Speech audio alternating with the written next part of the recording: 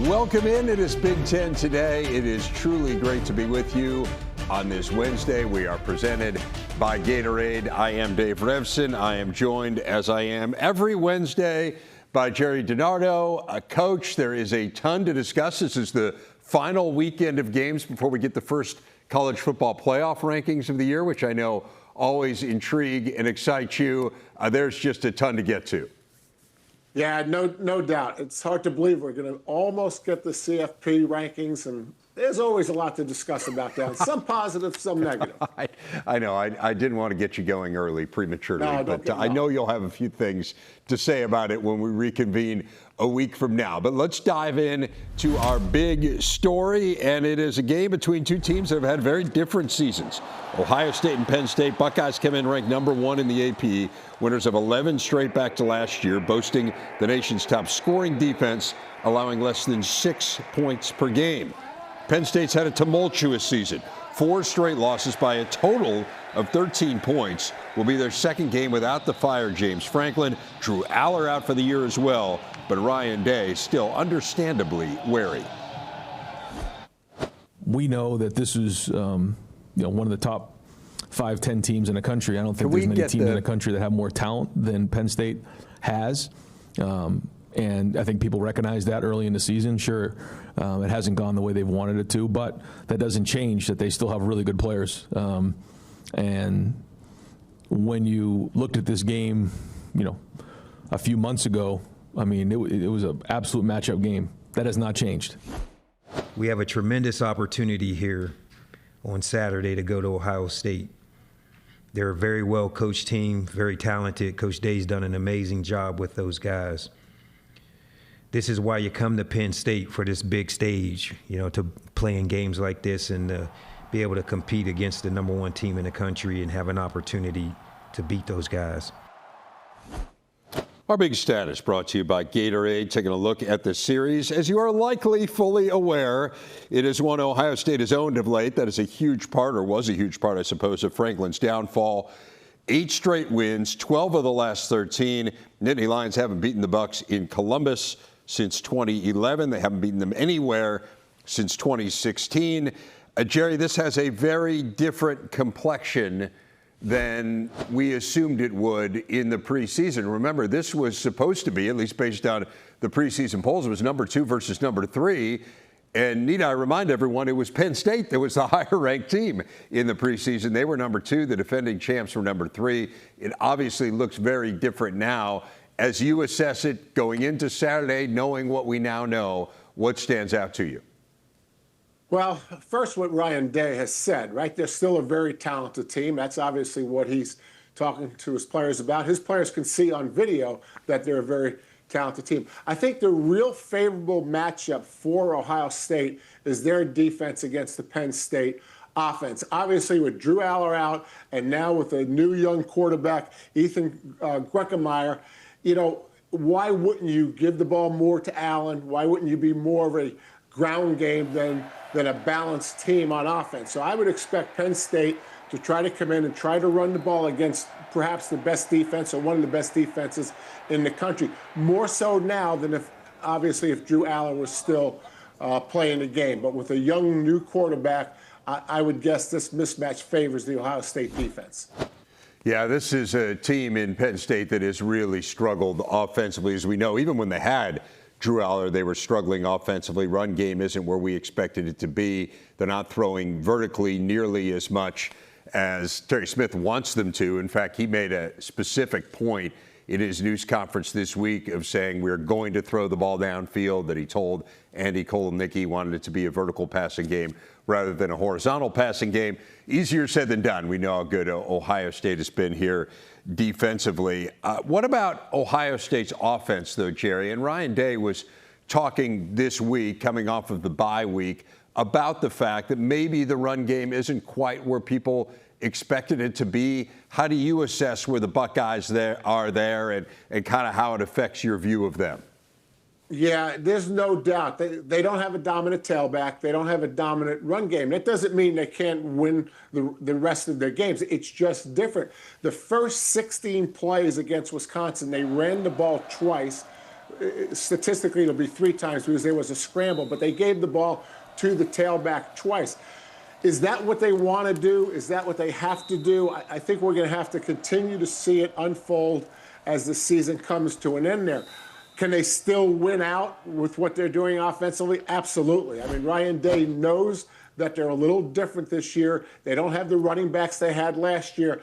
I would say it's more difficult to have a dominant team with that much pass-run ratio, but it certainly can happen. But there's no doubt they're playing offense differently than they have played it in recent years. But again, with that defense, you know, if you ever wanted a really good defense, it might be a year where you're a little heavier pass-wise than you are run-wise. And again, everyone's goal is to play complementary football, and that's what we're seeing from Ohio State, even though they're not running the ball all that much.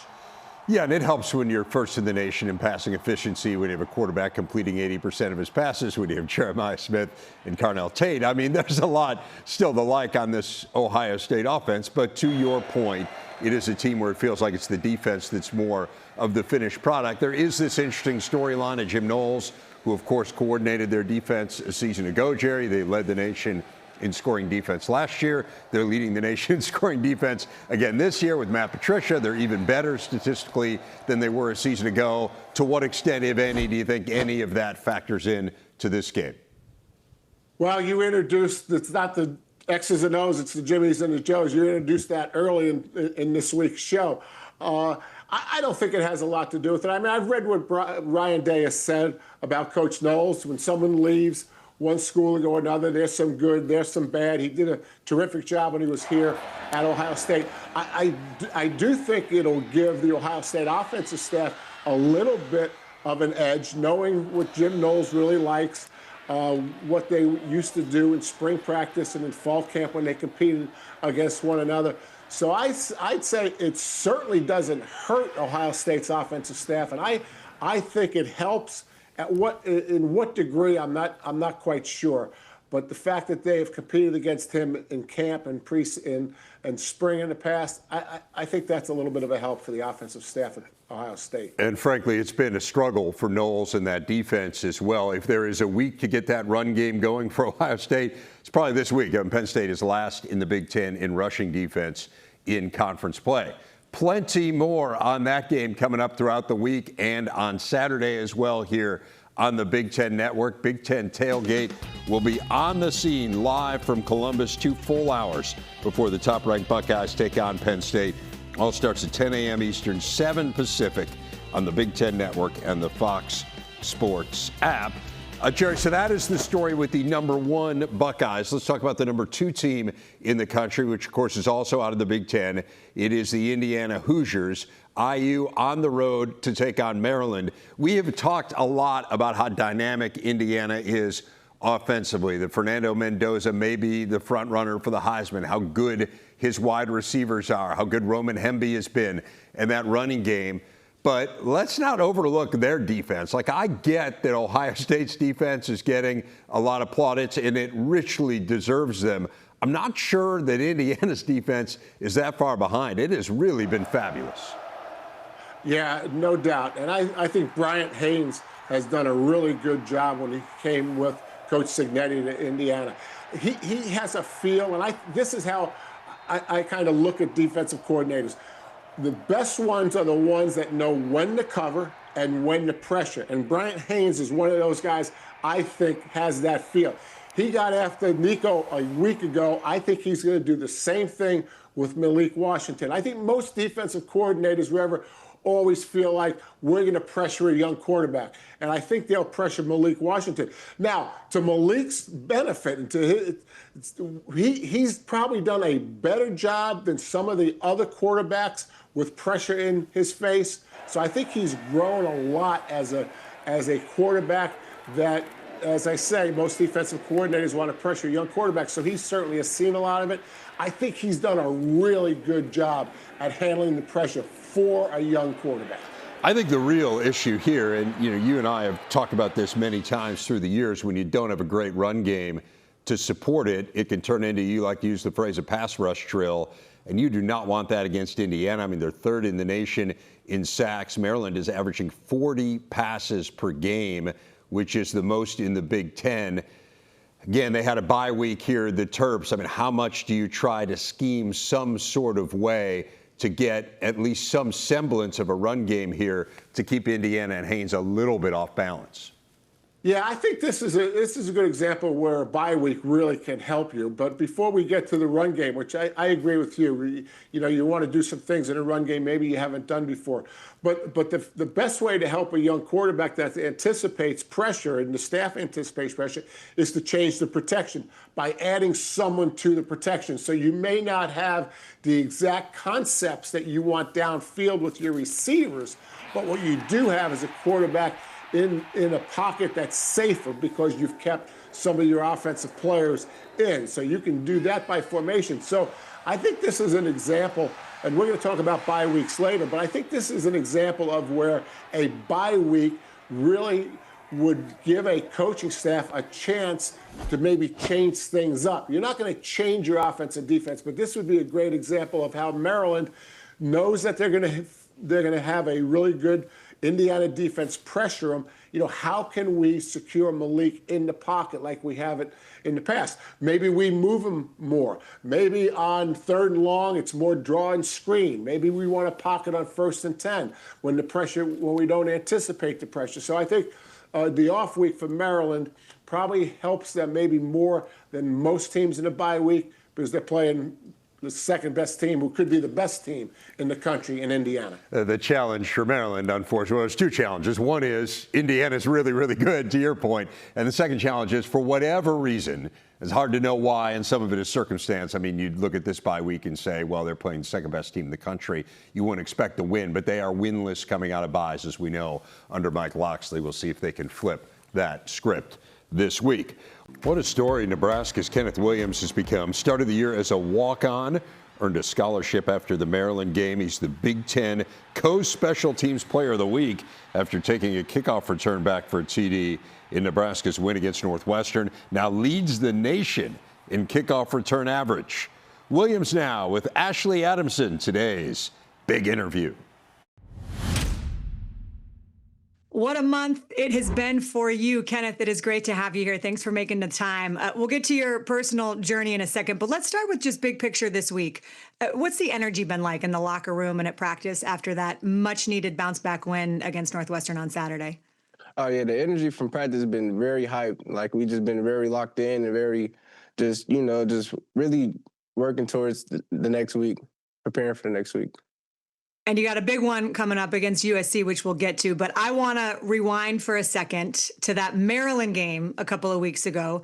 You break off an 85-yard return. And after the game, there is this awesome moment in the locker room that ends up going viral. Let's take a look. I don't like singling out anybody. I don't like making it about anybody, any one person. Okay, but there's sometimes it has to be right in the world. Okay, sometimes it has to be right in the world. Give it up for our AD, Troy Dana, please.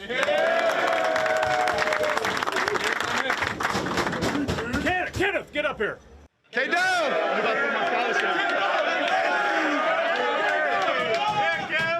Dude, I just heard you don't have a scholarship. No, sir. You do now.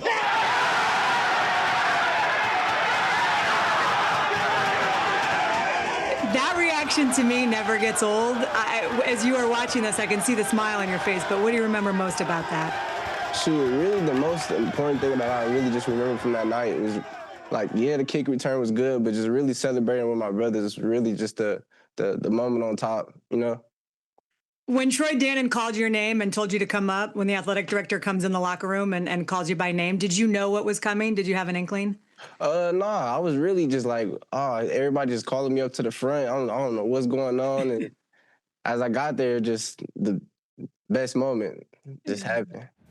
And great players make their coaches look very smart, and you made Matt Rule look very smart for giving you that scholarship, because 2 weeks later, you come out in the second half against Northwestern and you rip off that 95-yard kick return to the end zone. I mean, I know that it must have been a really special moment. Take us through what was going through your mind as you saw that play unfold. So, yeah, what was really going through my mind was when they kicked the ball, I knew I was going to have an opportunity to return it. But really just as soon as I see the ball in the air, I believed in my blockers, and really my mindset when the ball was in my hands was really just to make somebody miss and just don't get caught. And you did not get caught. I'm curious because it was the first play coming out of the half. Was there a halftime speech that got you going? Did you have a feeling like you were going to be able to break one? Oh yeah. Coach Rule came with a good halftime speech, and one of our players actually gave a speech too. So you're right, he gave us a nice speech as well. And I just knew coming out of the halftime that I had to come with a spark. And that you did. It was Nebraska's first kickoff return for a touchdown since 2017, so it had been a minute. You were named Big Ten Co-Special Teams Player of the Week. I know it's been a whirlwind, but I think what makes it all resonate is how your path started. So can you just walk us through, how did you end up as a walk-on at Nebraska out of high school? Oh yeah, so how it all started was my senior year in high school. I had left home and came to Nebraska, went to Lincoln High, and came like the middle of my football season. And so I finished off with track, and that's when I really got noticed by a lot of coaches on the Nebraska staff. And yeah, I just didn't really have a lot of offers, a lot of interest in me, but I got the opportunity from Matt Rule's camp, and that's how it all started. And I have to ask you about your special teams coach. Mike Eckler has some of the best sideline energy in America. He's almost as fun to watch as the game. What's one thing about him, or maybe even that unit, that fans wouldn't know from the outside? Something that they wouldn't know from the outside is just how like he believes in what he believes in, and he believes that special teams could win us games, and he brought the entire team and everybody that's in the special teams into believing in that. So we all just think the same way. Well, it certainly is a big reason you guys were able to win last Saturday. Let's look forward to this Saturday, number 23 USC coming to town. This is a program that Nebraska has never beaten. So I guess the question is, which version of Nebraska should fans expect to see come out of the tunnel that night?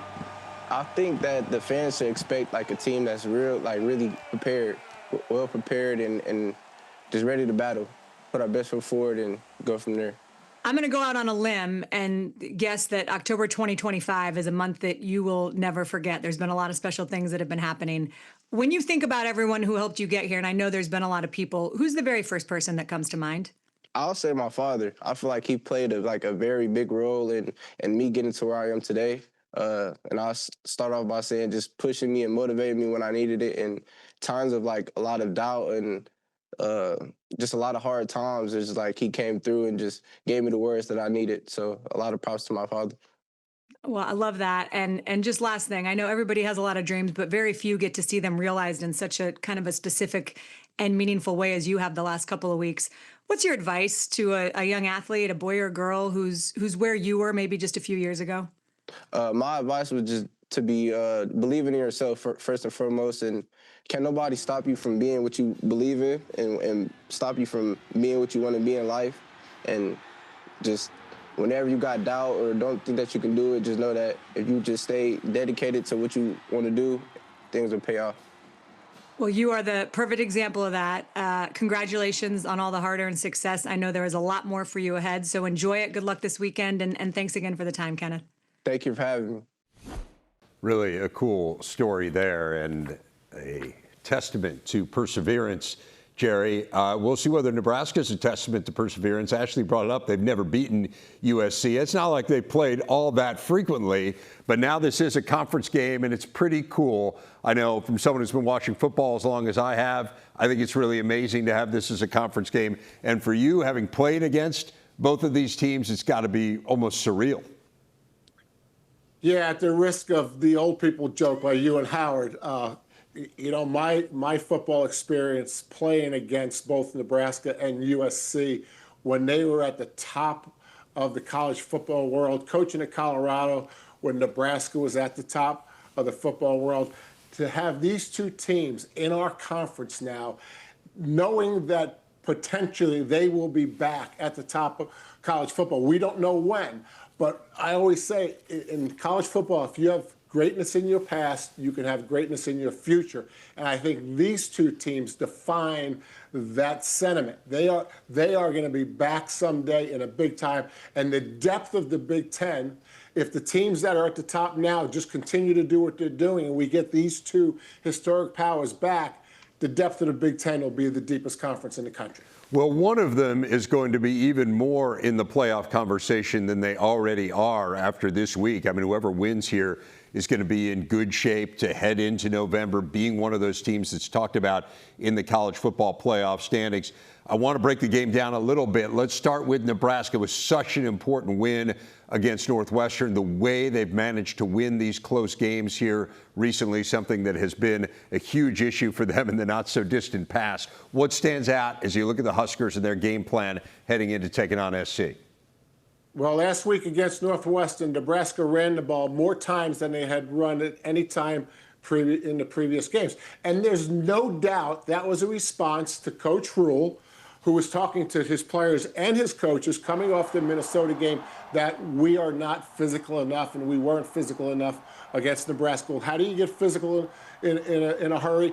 You do something you haven't done. And that's what they did. They ran the ball more than they had in any other game. Now, for SC to stop Nebraska, I think the game plan is still the same. Can you contain and rush the passer and sack the passer with a four-man rush and play coverage? If you can do that, most teams that have done that to Nebraska have won the game. So the strategy against Nebraska is the same. The strategy for Nebraska is running against a USC defense that Rever right now I think is really at a critical time in the season. Michigan back to a familiar style. They are really running the ball well. Justice Haynes leading the way, topping the Big Ten in rushing yards, despite having missed a game. They are tied for first nationally with 6 runs of 50 yards or longer. Add it all up, and the Wolverines are third in the Big Ten, 15th in the nation in rushing. They were 73rd a season ago. Jerry, this offense really seems to be hitting its stride, and it has a very clear identity now as they prepare for this matchup with Purdue. You know, every week it looks more and more like the offense they ran when they won the national championship a couple of years ago. And remember, Sharon Moore obviously was the offensive coordinator back then. He was putting together the game plans. He was calling the plays. And it looks like that's where they are, you know, without JJ. But they obviously want to be a run team.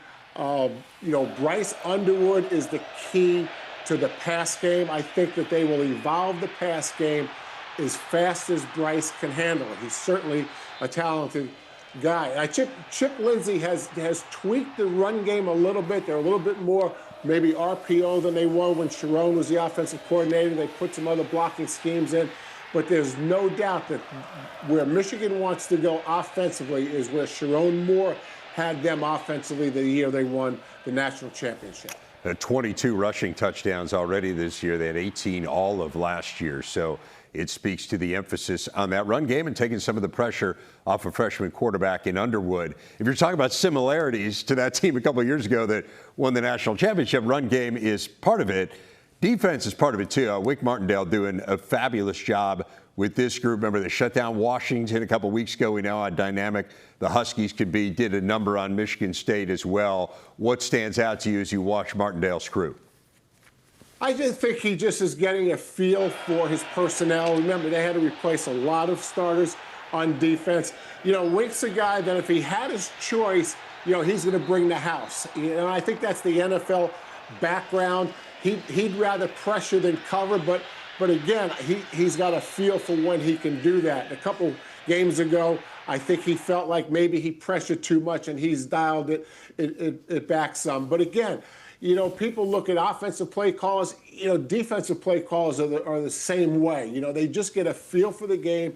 They get a feel for what they need to use in the game plan that they've been practicing all week. And I think Wink's one of those guys that does a great job. Once he's at the game, he knows what part of the game plan he wants to emphasize. And that's one of the arts of the real best play callers. Here you see what's ahead for the Wolverines, including that game against Purdue coming up this week. Want to focus in on the Boilermakers a little bit here, Jerry. Still looking for that breakthrough win. Obviously, they lost a heartbreaker last week against Rutgers. They're coming off a season, as we know, where they didn't win a conference game. And so I think it's that much more challenging for Barry Odom, just kind of inheriting a program where people just want to see some sort of a breakthrough here. And they were on the cusp of getting it a week ago. What do you see from the Boilers after that really nice start to the season as they have struggled here in conference play?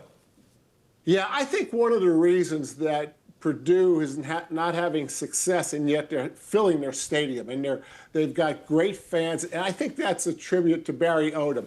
He has energized that program. When that game against Rutgers was going on and something good happened to Purdue, that sidelines was just electric, and I think that he has brought tremendous enthusiasm. I love what Josh Henson is doing with the offense. Josh Henson, a couple years ago, was at USC with Lincoln Riley, and they're running basically the same offense that they run at SC.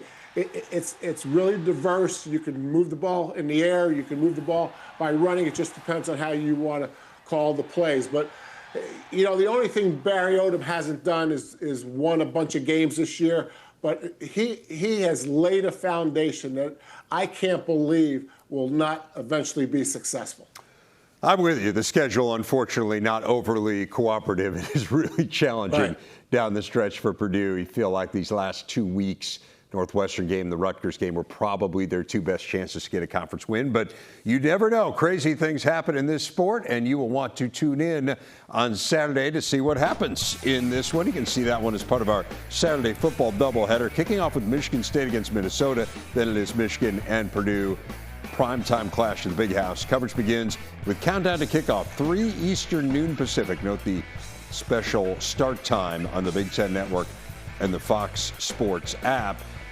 Jerry, let's talk a little bit about game one here. Minnesota off a dreadful performance, frankly, against Iowa. Now they get a reeling Michigan State team. Let's focus in on the Gophers first, because they're a team that has shown us when they're on, they can be really good. I mean, we saw it just the week before against Nebraska, beating a ranked team, storming the field. There was so much excitement. What did you see in that game against Iowa, and how do you bounce back from something like that?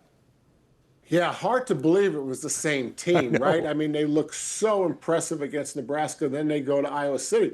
I think the explanation is this, Trevor. I think Iowa's a really good football team, especially at home. They've got only 2 losses. You can make a case that if they win out, and I know they've got a difficult schedule, if they win out, they have to be in the playoff conversation. But back to Minnesota, that is very not typical of a PJ Fleck team. You very rarely see that. I think he's one of the best coaches that is in the game. And again, I think you just say, hey, things are really tough in Iowa City. And there's no doubt, I think, that they'll bounce back this week. They're trying to balance their offense, and they're doing a pretty good job with that. And just put last week behind you. It's one of those games where you might not even watch the game tape. You might get back to campus and say, "Hey, what happened to Iowa's over. We're gonna look forward and get ready for this week." Really struggled to run the ball. They had the one game where they ran it well against Nebraska. Obviously, Darius Taylor has been hurt in and out of the lineup, but man, I mean, 4 times in the last 5 games, less than 70 rushing yards for them. It's so uncharacteristic of a PJ Fleck team. I want to talk a little bit about Michigan State here, a year that started with so much promise, Jerry, and it's easy to point the finger at the quarterback. There's a ton going on here, but Alessio Milivojevic has come in here and played pretty well, and I understand, again, it's in mop-up time. Some of it when Aiden Childs has been banged up, but might you think about making a change here if you're Jonathan Smith, just to try something different? Yeah, now Alessio played, most of his snaps were not against, it wasn't mop-up time. I mean, they were still in the game, and Aiden came out of the game. I watched every play that he threw the ball, and I was totally impressed. I think he's got a great arm. In fact, it might be too good, because young quarterbacks sometimes, they don't want to throw incompletions. They want to throw completions, and if there's a tight window, they'll try it. And Alessio will do that, but I have to tell you, Reverend, he is a really talented guy. I would not be surprised, depending on how the game goes, if he gets into the game, depending on how Aiden Childs is doing. Now, Aiden's been in this offense for 3 years. Again, the offensive line isn't much help to him, and the offensive line in a rebuild at Michigan State has always been the biggest challenge. I mean, there hasn't been a really outstanding offensive line at Michigan State for several years. And so as Jonathan Smith builds this program, especially with the portal now. He's got to fix that, and then maybe he can expect a little bit more from his quarterbacks. I'm with you. I mean, they're giving up the most tackles for loss per game of any power conference team. It's hard to play quarterback when you've got guys constantly in your face. But to your point, Alessio, really good. 3 touchdowns, just 1 interception on the year. He played well against UCLA, right around 60% completion percentage. Clearly, they have the confidence to go to him, and we'll see whether, if it's in crunch time and they're forced to make a decision like that, whether they might, in fact, go with the backup. Certainly a lot of talk about it around East Lansing this week. Championship season in the Big Ten. See live coverage of the 2025 Conference Cross Country Championships coming your way from East Lansing Friday morning, 10:30 Eastern, 7:30 Pacific on the Big Ten Network and the Fox Sports app. Sydney Supley will be part of our coverage team here on the Big Ten Network, and she joins us now. Sydney, let's start with the men, and this has been a pretty easy story to cover in recent years because of the dominance of Wisconsin. They have won 7 in a row in terms of Big Ten men's cross-country championships. What has made this program so good?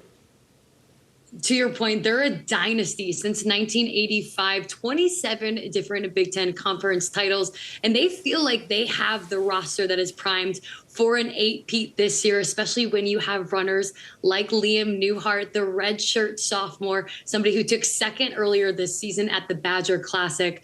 But there is one person who is able to hold on to that consistency, and that's the director of cross country and track and field for the Badgers, Mick Byrne. He has been there for quite a few years now, and since his time, he's set 45 school records, 14 coaching titles, and on top of building 7 different Olympians. And I think one of the things I'm most excited for this weekend is I'll be able to do a one-on-one interview with him on the course just minutes before the race starts to talk to him about what it's like to have been a part of this history. And most importantly, how are his racers handling the pressure, because they know that they have a big target on their back. Well, I would say so. I mean, they've won 55 Big Ten conference titles, which is 41 more than anyone else has won. I mean, this has been Wisconsin's race, as you say, and Wisconsin's conference. So this is a team that finished 4th in the nation last year. They're really, really good. But there are some other really good teams in this league. So who is it that can give Wisconsin the best battle here, Sydney? The Oregon Ducks are coming in incredibly hot after their most recent race earlier this month at the Bill Dillinger. They finished 1st, 2nd, 3rd, 4th, not 5th, but 6th, almost having all 5 sweep at the top. But that was a big confidence boost for this group, and they are led by Simeon Birnbaum, somebody who took 4th last year at the Big Ten Cross Country Championship. And I spoke to him earlier this week. He said, our motto is we are going to die trying. And for him, he's taken a lot of time to reflect on last year. He said he feels like he could have been better at that last push. So he's really focused on recently in his workouts being on his feet longer, which means longer runs, longer workouts, and just longer walks throughout the day, because these men will race 8Ks all throughout the fall, but then this weekend will be the first time they compete in a 10K. You know, it's interesting. I was looking at Michigan State, and you've got these meets throughout the course of the year, and there was one in Madison, the Nutty Comb, and Michigan State actually was the highest Big Ten finisher ahead of Wisconsin. So Michigan State, which has been an eternity since they have won the Big Ten, what are their chances here on their home course?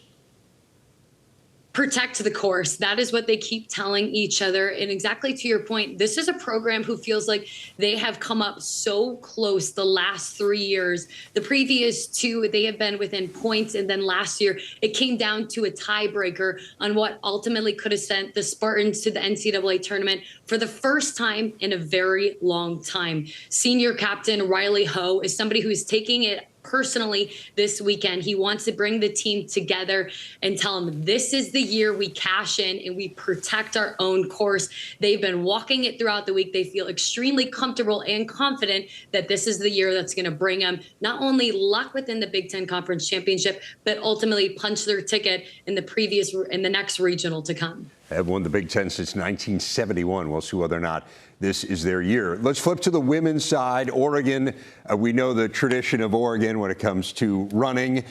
Track and field, obviously, is an area where they're extremely successful. Cross country as well. We saw them come into the Big Ten and win it last year in their first season. How do the Ducks stack up in their efforts to repeat? This is an incredibly talented program, and we have to tip our caps when they are led by Shalane Flanagan, one of the greatest runners we have seen of all time. That is their leader, their coach, who is always giving them personal advice that she had when she was on the course. But I think one of my favorite things she said is that was their all-time favorite meet last season was the Big Ten Conference Championship. They picked that over the NCAA tournament, their track and field meets, and they have been circling to come back. And they are bringing back a ton of talent. Salon Ayildez, she was the cross-country championship last year in the women's division. She took last month off to compete in the World Championships in Tokyo for Team Canada. So I think that's my favorite part, Dave, is the fact that we're not only seeing the best athletes here in the Big Ten, but some of the best athletes in the entire world are going to be on our screens competing this weekend. And they feel like they have a little extra ammo within their freshman phenom, Diana Cheritich. She has burst onto the cross-country scene. She debuted herself earlier this month, where in her first race, she set a course record. She ran a 6K in under 19 minutes. These women are absolutely phenomenal to watch. Well, as you say, they've got some young blood, and they also had 5 of the top 15 finishers last year in the Big Ten cross-country championships, and 3 of them back this year. So Oregon seems poised to repeat, but I know, much like with the men and Wisconsin, there are several teams behind the Ducks who think they have a chance here. Who do you have your eye on, Sydney? The Northwestern Wildcats, I could not be a more proud alumni of the university in what Jill Miller has done since she has taken over at the helm. It was in 2019, my freshman year at Northwestern, when she became the head coach. And I remember talking to athletes who were just saying, our workouts feel different. There's an intentionality and a push and a drive she has brought since she stepped on to Evanston.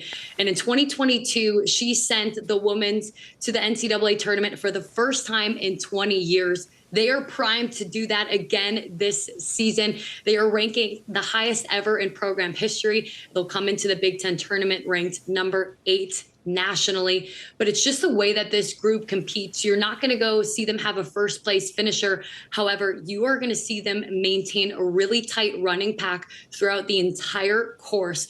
At the Nutty Comb earlier this month, their top 5 finishers finished within 26 seconds of each other. So this is a group that's hungry, and they can just elevate one another when they stay in their tight pack. And we will see if they can finish in the top 4 in this tournament for the first time since 1986. Actually won the Big Ten preview meet on this very same course back in September. So a worthy competitor to the Ducks and some of the other top women's teams. Sydney Supley, really appreciate the insight on all of this. Have a great time in East Lansing. Can't wait to see your coverage on Friday.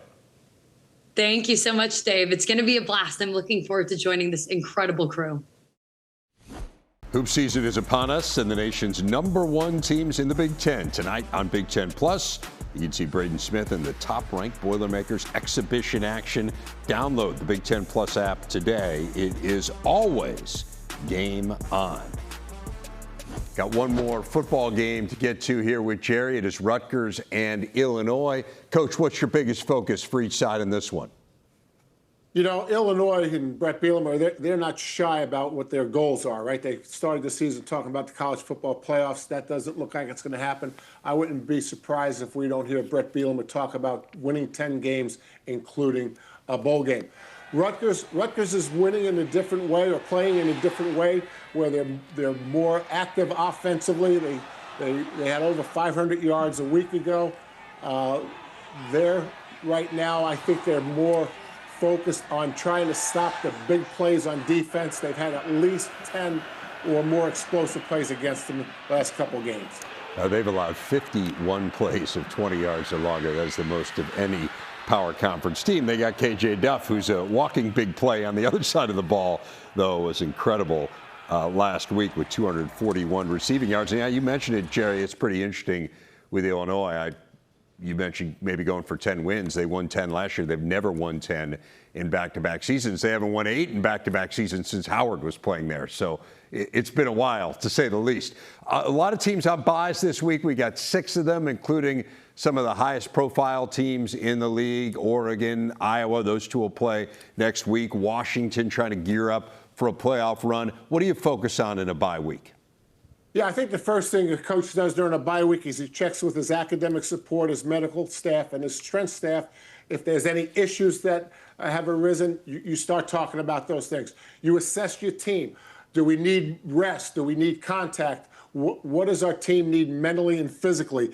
Then you want to go and you may self-scout, depending what time of year the bye comes. You may self-scout and see what the opponents are trying to stop on what downs. The depth will practice for sure. The second group, the third group will definitely go out and we'll run some practices. Our first group will have to decide if we want to back off.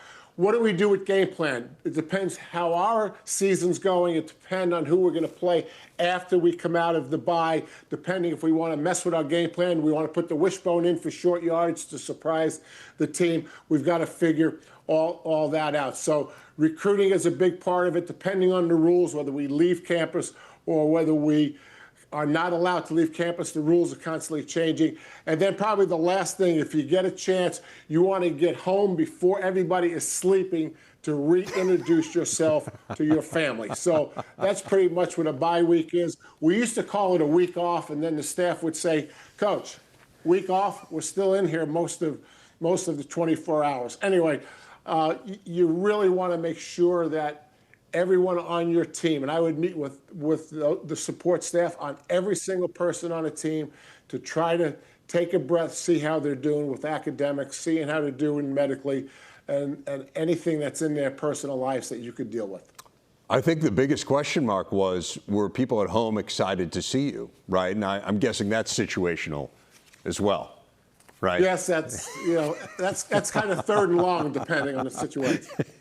All right, Coach, great stuff. We will see you in here this weekend. Always looking forward to it and always enjoy our Wednesday conversations. Thanks so much for watching Big Ten Today. We're going to be at it again tomorrow, same time, same place. We'll have Joel Klatt on the show to get us ready for the weekend. Jake Button as well. See you then.